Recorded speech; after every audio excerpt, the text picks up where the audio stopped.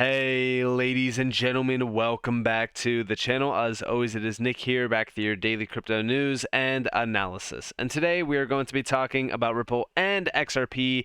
And you might be wondering, Nick, what the hell is on your screen?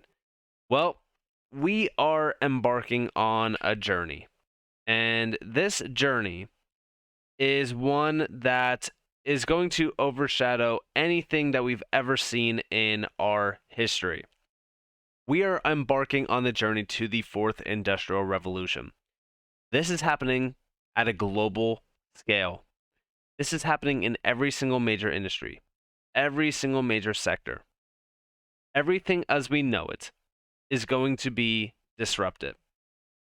And this is going to not only change our lives, but it is going to change the lives of generations to come. Many, multiple. We are about to see a once in a lifetime opportunity be exposed to us in front of our faces. I don't think a lot of people realize this, and we are going to jump in and talk about a few things. So let's first start off with the Internet of Value. It goes all the way back to 2017. It's got posted over on Ripple's website. Now, as you look at this kind of breaks down everything that we are seeing. First off, we start to see the evolution of the internet. We also see the evolution of blockchain. We see the evolution of everything before our eyes in terms of money value, how quickly value can be exchanged, as quickly as information, things like that. That's what Ripple's main focus point always has been. Let's have value be exchanged, moved, etc., settled as well as quickly as possible. So this is 2017. And we do see them talking about the value here with international payments. It takes 3 to 5 days to settle, has an error rate of 5%, an average cost of $42 worldwide. There are $180 trillion worth of cross-border payments made every year, with a combined cost of more than $1.7 trillion per year. With the Internet of Value, a value transaction, such as a foreign currency payment, can happen instantly, just as how people have been sharing words, images, and videos online for decades. And it's not just money. The Internet of Value will enable the exchange of any asset that is of value to someone, including stocks, votes, frequent flyer points, securities, intellectual property, music, scientific discoveries, and more. Now ask yourself, take a step back. This was 2017. In 6 years, what have we seen? We have seen tokenization become a big focus point.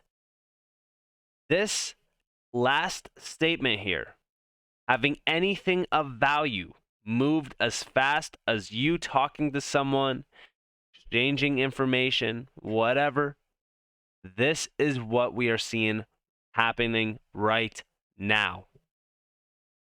Now, also, we do see Ripple's focus.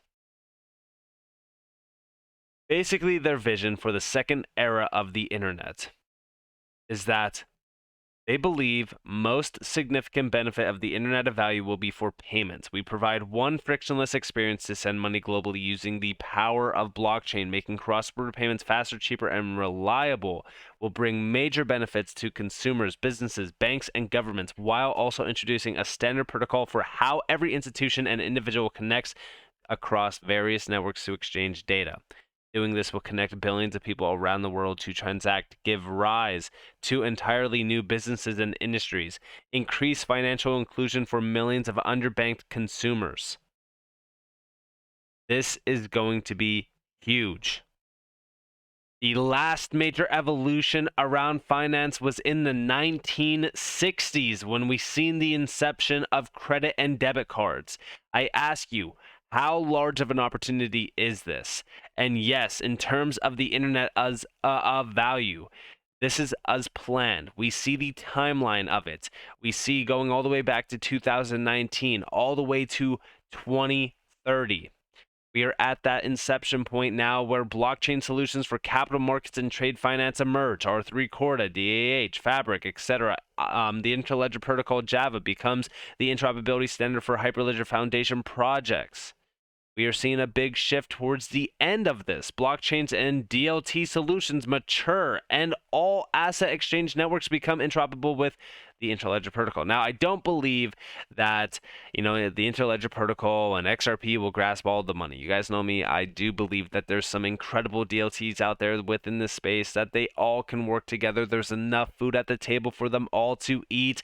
We are disrupting hundreds of trillions of dollars, and possibly if you accommodate for the DTCC, you talk about tokenization of real estate, stocks, bonds, all of that, we're looking into the quadrillions of dollars. And yes, that's right, I said quadrillions of dollars, because ultimately we are disrupting every single aspect of life here.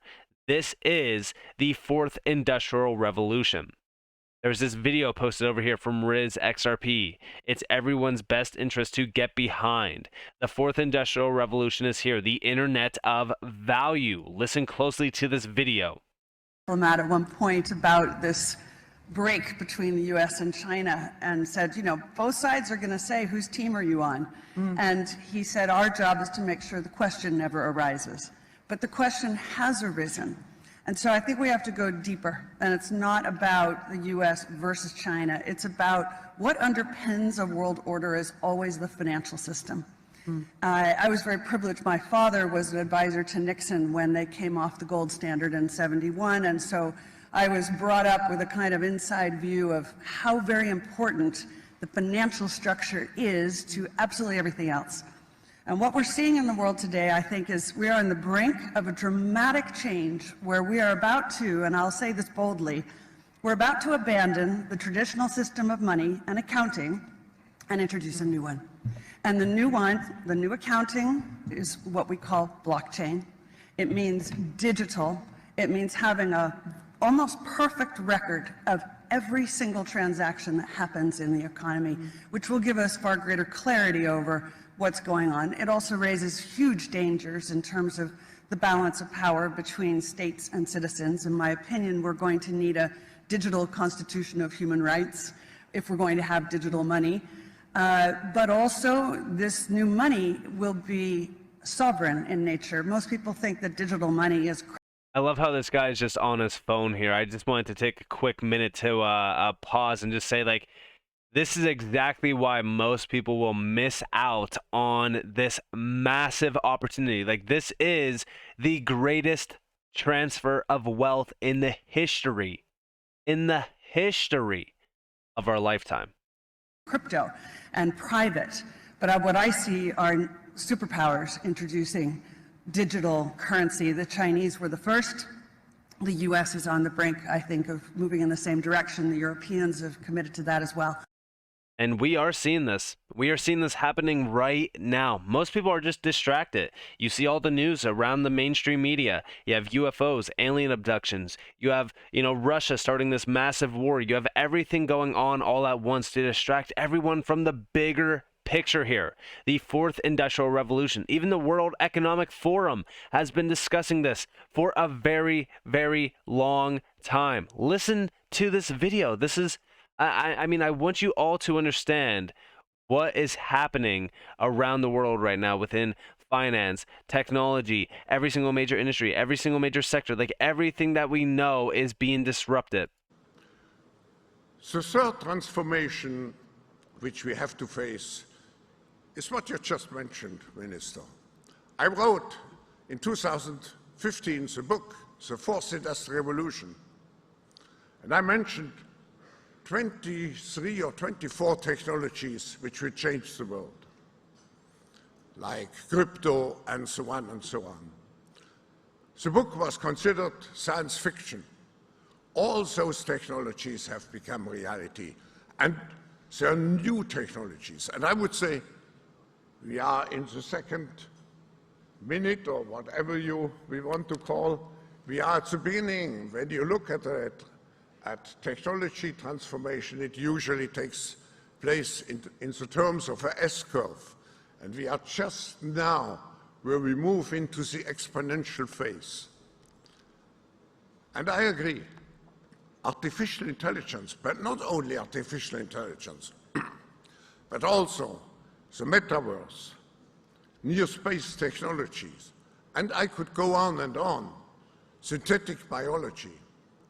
Our life in 10 years from now will be completely different, very much affected, and who masters those technologies in some way will be the master of the world. Now, what does it mean for governments and for government officials? 4 things.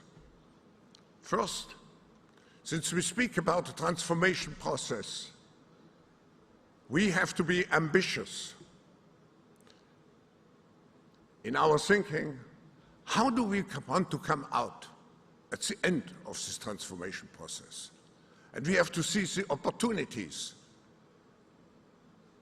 because we, through joint efforts, we could really make this world a better place by using the capabilities we have.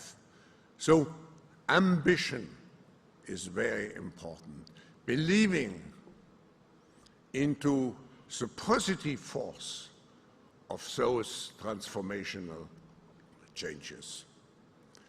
The second advice is to have the speed.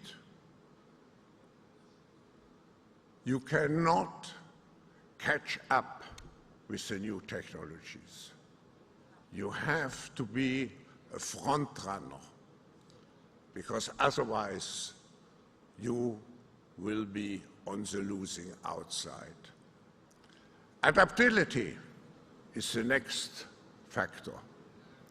And adaptability requires permanent upskilling and reskilling. And did you hear what he said at the end of that video? Let's listen real quick, just closely to what he said. With the new technologies, you cannot catch up with the new technologies. You cannot catch up to the new technologies. Do you see the argument for that around the world that is happening right now? We are seeing regulations in mind to slow things down, to try to get rid of things, to, try to stop crypto from, being realized in. But guess what? This technology is here, and they won't be able to catch up to it. They have to adopt it.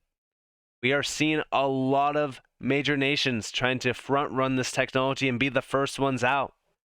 We are seeing a race like no other before. It's very similar to the space race, but on a much larger metric. And the World Economic Forum has been behind this for a while. We've talked about this with the 4th Industrial Revolution. It's the biggest thing that we can ever see in our history, because this, like I said, will disrupt every aspect of life. Look at the overall viewpoint of the 4th Industrial Revolution. This is everything on a daily basis that we utilize, that we see, that it will ultimately be a figment of everyday life. Healthcare, computing, virtual and augmented reality, manufacturing. I mean, everything as we know it will be disrupted. A merge of our physical, digital, and biological worlds into one. Everything that we know, all in one. This is happening in a real-time base point. Remember what I have said on this channel time and time again in the past. You need to be ahead of the herd. Be a leader in this space. Be a leader globally as well. Outside of crypto, you need to be a leader. You need to understand what is coming. You need to understand what is happening, because as 99% of the general population is, sitting there with their eyes closed, listening to the mainstream media tell them what they want to see, what they want to hear.